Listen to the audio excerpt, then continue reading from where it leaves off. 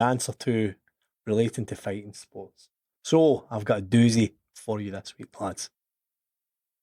What outlawed rules within MMA do you feel like have been unfairly outlawed? Could they be reinstated? So I'm thinking of the likes of soccer kicks to the ground. Obviously, that was a thing in Pride. Head kicks and all that sort of thing on the ground, certain elbow sort of things. Is there any you think could be reinstated to mixed martial arts and it would be fair? What do you guys think? So outlawed moves, outlawed things. What could come back? Do you want to go first, Harvey? The first thing that comes to my head is the headbutt. Headbutt. Right. Headbutt, right? Okay. Because people think that, it's like this brutal thing, but it's... You do use your head, like, you know what I mean? Like, and I don't know the way to explain it, but it's...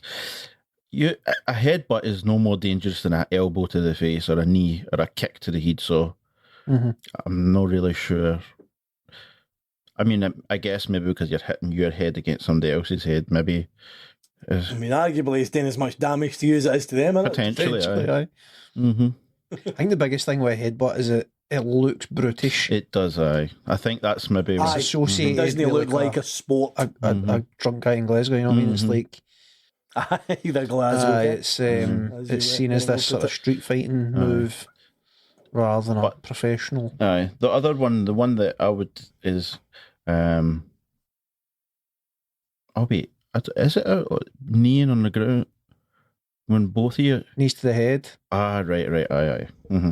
You can't knee to the head. You can knee to the body Knee or to whatever body, else, right, you can't aye. knee to the head on the ground. And unified rules of MMA should specify. There is still promotions that operate with different rules that allow variations of this sort of stuff. One FC, you know. Yeah, one. I'm thinking along the lines of like, because you say, I'm thinking of UFC right now. Sorry.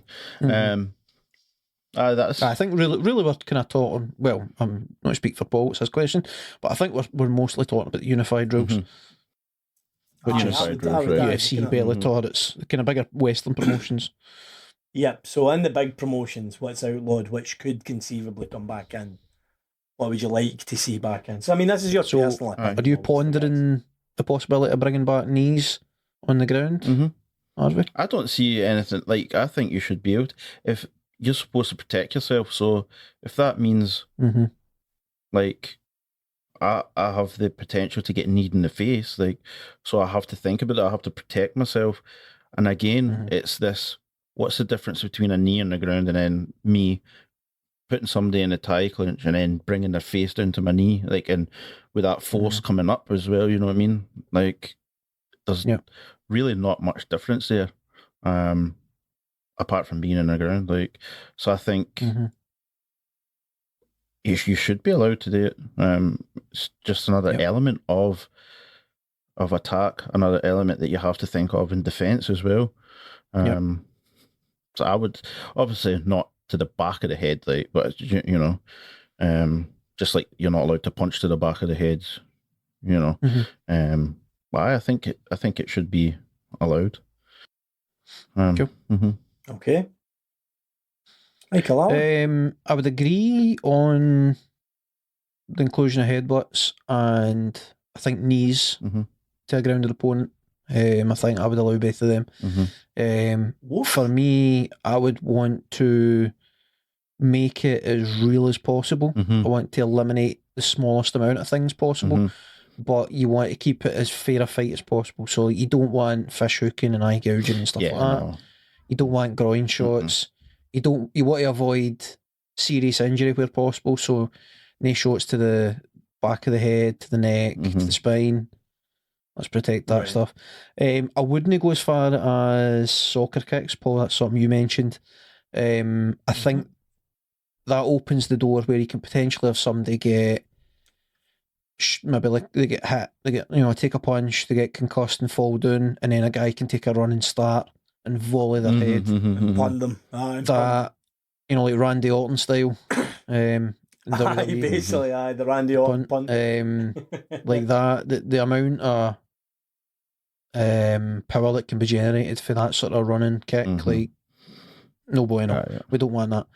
Well, I mean, if you can boot a football 100 yards, what can you do, Aye. man? Like, So what I would say is I would just kicks to a grounded opponent just as a blanket rule, just no bueno, because you don't want to leave a grey area where, you know, something like that could happen to somebody. It's kind of a step too far. Up kicks, I'm okay with. That's the problem though with this kind of rule. Like, even if somebody's in a position where, like, maybe they've got one knee down, like, so one guy's on their back, other guys get, like, they're on one knee, they're trying to, like, get run about the legs or something like that. I kind of feel like an up kick should be allowed in that sort of thing. So I don't know if you need to have a rule in there where if you're on your back, you can kick a grounded opponent. I don't know how you navigate that. Right. You maybe just need to know of it just in case there's a grey area that you leave open. But I don't know. If you can iron out the rules, I would allow up kicks to grounded opponents and stuff. The biggest one for me in terms of stuff that's outlawed that should be brought back, or rules that should go away, is the 12 to 9 elbow.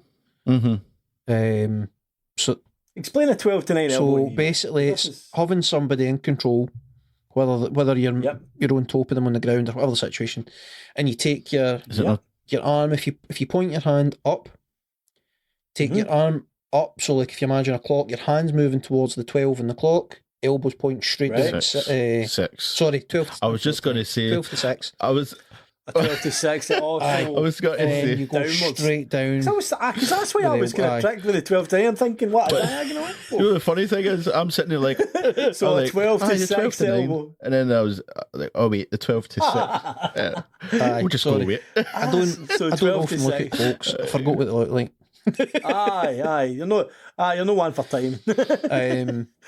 So 12 to 6, sorry, so it's straight 12 down, to 6, right? So a vertical downwards elbow. When the rules of the unified rules of mixed martial arts were originally been drawn up, one of the people involved with it saw a karate demonstration or had seen a karate demonstration where the participants were breaking cinder blocks or whatever. With like 12 to 6 style elbows. So they decided that, wow, they must be really, really powerful. So we can't allow that because you'll just kill somebody if you do that to them. And somehow that's remained a rule. So that's became. So I would immediately do away with that if I was changing rules. That's probably about the biggest things in terms of stuff that's outlawed or whatever that I would bring back, I think. Just to try and allow as many things as possible, make it as real a fight as possible, because there's positions where you might be in control of the fight, but if a certain thing like a headbutt or whatever was allowed, then you wouldn't be able to hold that position. Like, without headbutts, if you're on the ground and you've got somebody's hands tied up, then there's not much they can do. But if headbutts are allowed, then they can attack you with their head, and maybe that makes you move and change position. So, in terms of headbutts, actually circling back, if you haven't seen it, Google Lethway. Have a look at that sport. Yes. All right. I have seen Lethway. That is kind of like Thai boxing, but you can headbutt, and it's bare knuckle. All right. It's like it's the what's the word I'm looking for? National. That's the word. The national sport of Myanmar. All right. Myanmar. There's a guy called Dave Ledoux. I was just going to say about him, the Canadian guy. He's originally from Canada. He's a world champ. He is like the absolute man at this. Like he's a hero over there now. Like he's part of that country basically. He is like unstoppable at Lethway. I think he's like undefeated in God knows how many fights, 100 odd fights or something. He's ridiculous at it. But anyway, story for another day. He's an anti-vaxxer as well, by the way. Story for another day. He's a bit of a Looney Tune, if I'm being honest, but phenomenal fighter. He's worth watching his videos. Him fighting. His training videos are pretty awesome as well, man. Like he talks about the benefits of headbutts and how to use it in a fight and stuff like that. But anyway, that was cool. Thank you for the question, Paul. We shall revisit this burning sensation that you feel next week. Oh, I'll be back. The